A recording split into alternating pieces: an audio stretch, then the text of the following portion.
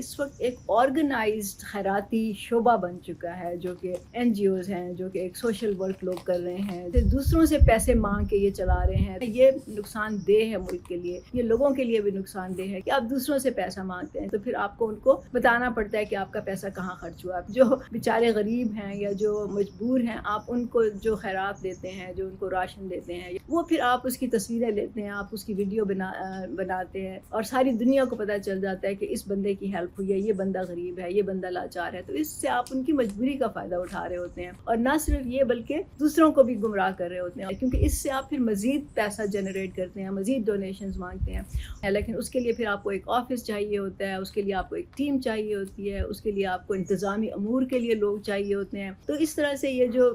پیسہ ہوتا ہے، یہ اس کا زیادہ تر حصہ جو ہے وہ آرگنائزیشن پہ خرچ ہو جاتا ہے، اس کی تشہیر پہ خرچ ہو جاتا ہے، اور لوگوں تک اس کا ایک چھوٹا سا حصہ پہنچتا ہے۔